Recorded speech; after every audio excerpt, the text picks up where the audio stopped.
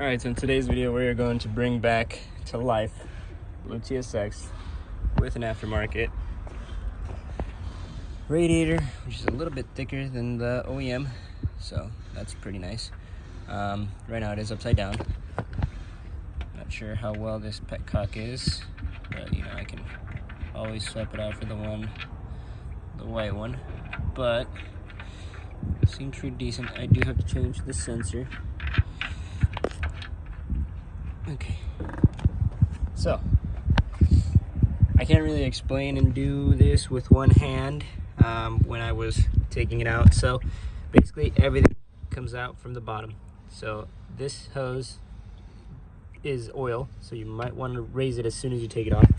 This other one back here is also oil, and you will want to tuck it back here as well and keep it so that oil keeps from falling down. So this hose disconnects from the bottom, and then this hose obviously disconnects from the top.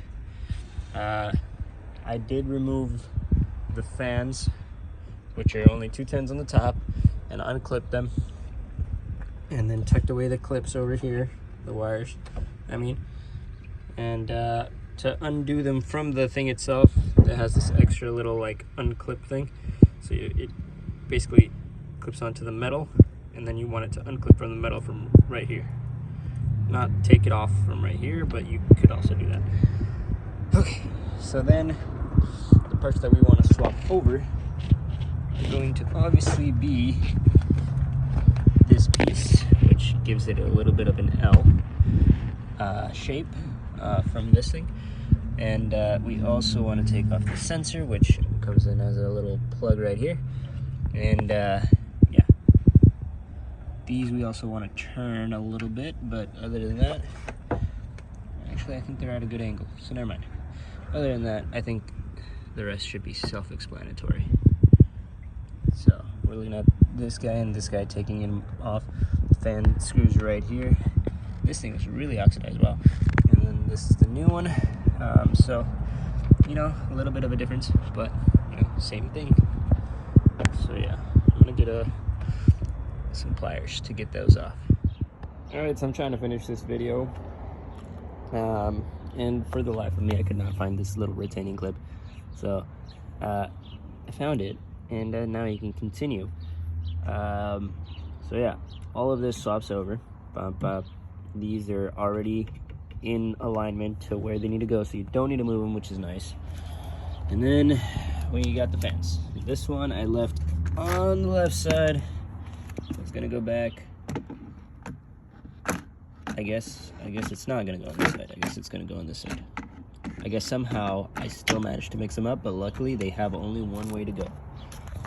One way they can fit, I guess. So, yep, that's the only way they fit.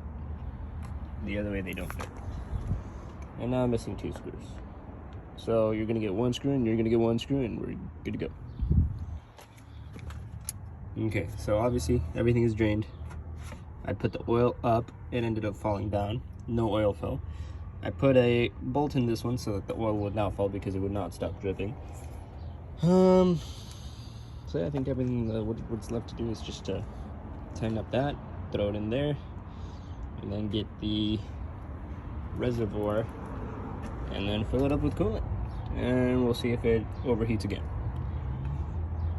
Oh, and make sure you tighten this a lot. Put some thread locker, because it managed to smack a hole into the old one. Luckily, did not get the condenser. So yeah, if you're gonna replace that fucker, make sure that thing is tight, with an extensional, with the jack holster. Just give it an extra tug. So yeah, I'm just gonna put it all together. All right, so down here, just kind of didn't really show putting it back in, but be careful when you're putting it back in. Here is one of the oil lines. The other oil line, just make sure it's tucked in all the way past the little, I guess you would call it the little frail. I'm not sure. Anyway, get it past that, then you can use these to put them back in.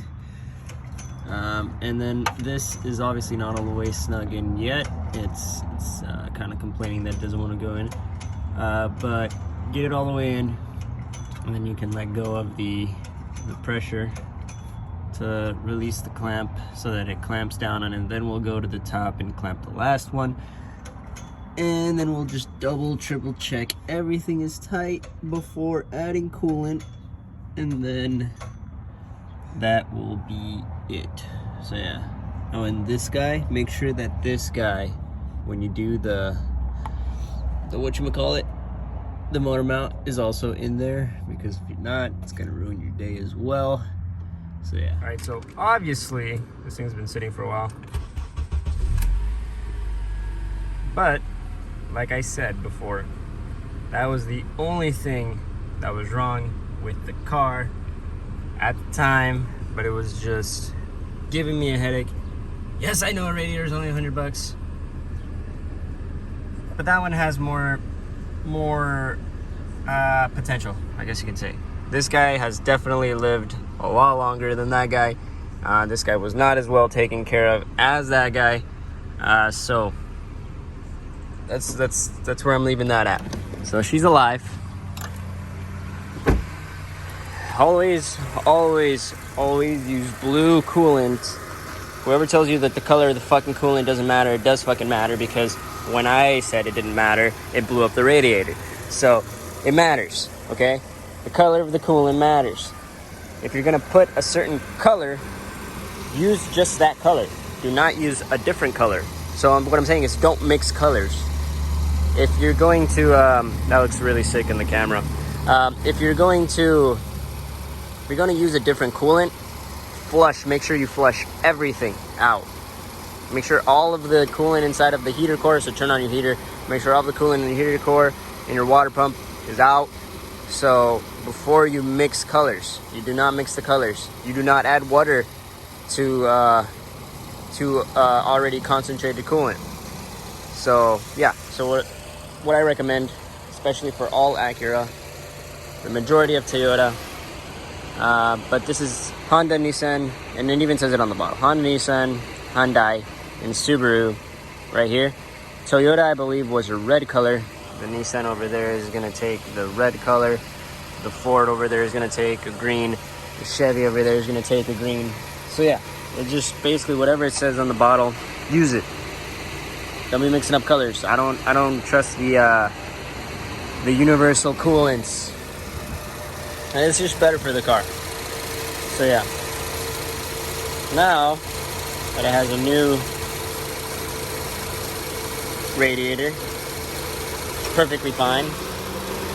I'm gonna go take it for a drive, because I haven't driven this car in like 3 weeks since I transferred over to that guy. So yeah.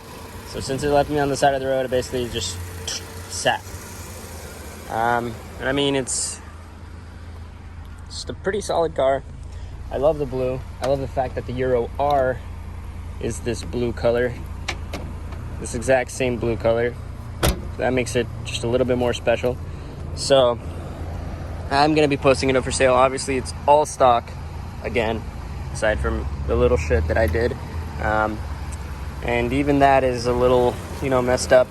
So yeah, what I'm gonna be doing is I'm gonna take it out for a test drive, and we're gonna go from there. But as you guys can see in the title of the video, she is alive. Bringing her back to life. No more coolant leaks. I'll have to just double check on the coolant to make sure I have enough in there. So I put a bunch in the reservoir in case it needed more. But basically, when you do a radiator, you need at least 2 bottles of coolant. So yeah, I made sure all of the old coolant was drained. I let it run without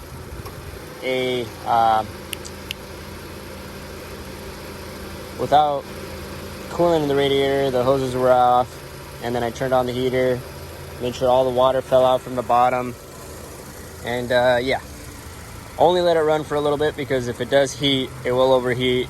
You will get heat stroke, and then boom, you have no more engine. So yeah, don't let it heat up to temp, because obviously without coolant, it's not gonna get to temp, it's just gonna overheat. So you don't want that. So yeah. All right, enough talking. I'm gonna clean up this mess and then I'm gonna get to driving. All right, so we are back to stock. And I'm going to be putting you guys down just so that I'm not driving with you guys in one hand. I just have to find my phone holder, which I can't find, so I'm probably just gonna leave you guys right. All right, so I'm currently on a back road. Let's turn the radio off. Currently on a back road. Temp is perfectly fine. I may have to add coolant later, but the heater and AC work perfectly fine, so I'm not really too worried about the levels of the coolant right now. Like I said, I know this was the easier fix, but if you guys could understand that this car has just been giving me headache after headache after headache, that I couldn't even record half of the things that I wanted to do, that still puts a smile on my face. Yeah, we're on a back road, and this car is like really like I guess you could say more of a throttle happy car, because I don't know what it is, but this car feels like it pulls more. Maybe it's because the other car is low that I don't feel the same pull, or the fact that this transmission has been redone. But whatever the case may be, this car feels faster, if that makes any sort of sense. And I mean, I guess I could test it with my scanner, but I'm gonna put you guys down because we are in on the road now. All right, so we are parked. Temperature did not go any higher than it usually was at. So yeah, this car definitely puts a better smile on my face than the other car, but it was just giving me too many headaches. New calipers still on there, because that one has new calipers all around. This one only has the front two. That doesn't look good. I'm going to, I think it's just the coolant that fell over, but I'm gonna pop the hood really fast. It's not overheating, so I think it's just burning off the excess coolant. I don't know if you guys can make out the smoke, but it's smoking ever so slightly. Yeah, I think it's just the excess coolant.